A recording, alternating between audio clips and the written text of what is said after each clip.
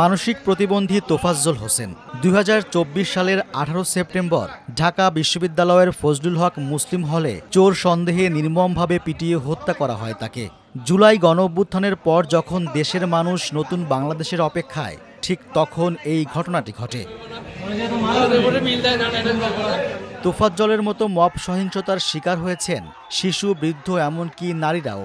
রংপুরের তারাগঞ্জে প্রদীপলাল ও রূপলাল, পুরান ঢাকার ব্যবসায়ী লালচাঁদ, কিংবা চট্টগ্রামের ফটিকছড়ির ১৫ বছরের রিহান মাহিন, চোর সন্দেহে ৪ ঘন্টা আটকে রেখে পেটানো হয় তাকে। মৃত্যুর আগে পানি খেতে চেয়েছিল ছেলেটি, কিন্তু পানি পর্যন্ত দেয়া হয়নি। জুলাই গণঅভ্যুত্থানের পর একের পর এক মব সহিংসতার ঘটনা ঘটছে। মানবাধিকার সংস্থা আইন ও সালিশ কেন্দ্রের তথ্য বলছে, সেপ্টেম্বর পর্যন্ত ১৩ মাসে উচ্ছৃঙ্খল জনতার সহিংসতার শিকার হয়ে ২২০ জনের মৃত্যু হয়েছে। এছাড়া প্রথম আলো গত ১৩ মাসের ৪৬টি পিটিয়ে হত্যার ঘটনায় ৬৭ জনের মৃত্যুর বিষয়ে তথ্য সংগ্রহ করেছে। তাতে দেখা গেছে মামলাগুলোতে আসামি গ্রেপ্তারের হার নগণ্য। ৪৬টির মধ্যে ৩৬টি ঘটনায় মামলা হয়েছে, ১০টি ঘটনায় কোনো মামলা হয়নি। যেসব ঘটনায় মামলা হয়েছে তাতে আসামির সংখ্যা অজ্ঞাতসহ ৯,০০০-এর বেশি। এর মধ্যে ২৭টি মামলায় ১১৪ জন গ্রেপ্তার হয়েছেন। আসামি গ্রেপ্তারের হার ১.২৭%। ৬টি মামলায় অভিযোগপত্র দেয়া হয়েছে।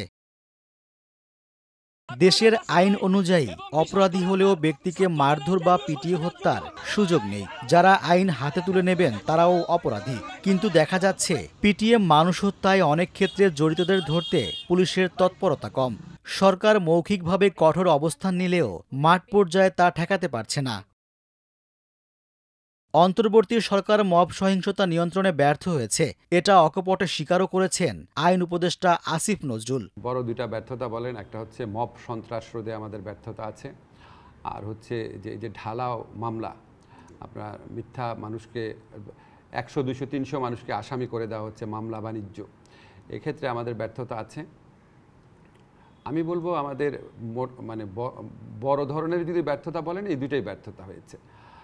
আর এখানে যে কারণগুলো একটু বলি, এটা আপনার কারো কাছে খুব খারাপ শোনাবে, তারপর মনে হয় সব কিছু তো কারণ থাকে। মব সন্ত্রাস দমন করার ক্ষেত্রে সমস্যা হয়েছে কি, যে পুলিশের ওই মরালটা ছিল না।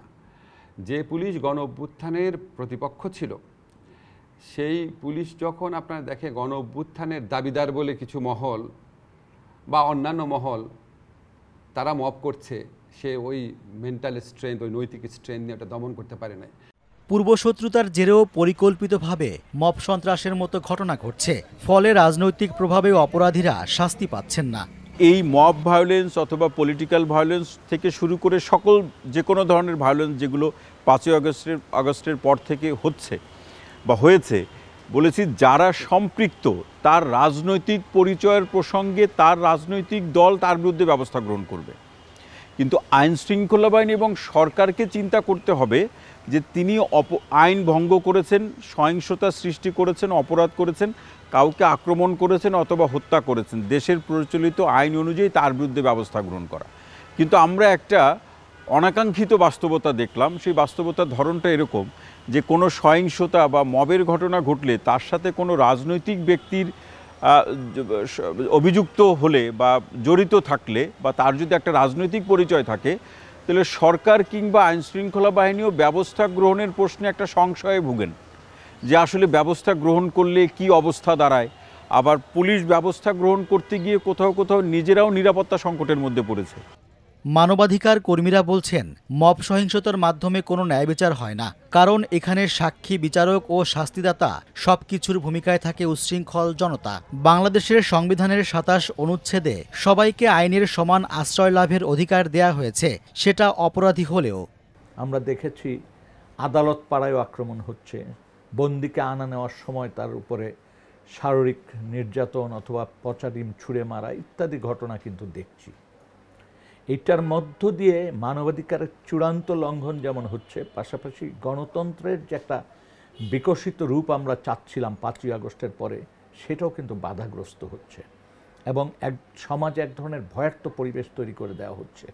অর্থাৎ যে কোনো মানুষকে আপনি ট্যাগ দিয়ে, যেমন এক সময় রাজাকার, জামাত, শিবির বলে ট্যাগ দিয়ে বা জঙ্গি বলে ট্যাগ দিয়ে আপনি সমাজে আইসোলেটেড করতে চেয়েছেন একটা অংশকে, ঠিক একইভাবে এখন স্বৈরাচারের দোসর অথবা গত সরকারের সুবিধাভোগী এই ধরনের ট্যাগ লাগিয়ে যে কোনো মানুষকে হেনস্থা করা হচ্ছে। মব সহিংসতায় জড়িত ব্যক্তিদের গ্রেপ্তারে পুলিশি তৎপরতার বিষয়ে পুলিশ সদর দপ্তরের মুখপাত্র ও সহকারী মহাপরিদর্শক AHM শাহাদাত হোসাইন প্রথম আলোকে বলেন, গণপিটুনির ঘটনাগুলোতে জড়িতদের শনাক্ত ও গ্রেপ্তারে তদন্ত চলছে। অনেক সময় জনতা হঠাৎ ছত্রভঙ্গ হয়ে যায় বা প্রমাণ সংগ্রহ জটিল হয় বলে অপরাধীদের শনাক্ত করতে সময় লাগে, তবে কোনো ঘটনাই তদন্তের বাইরে নয়।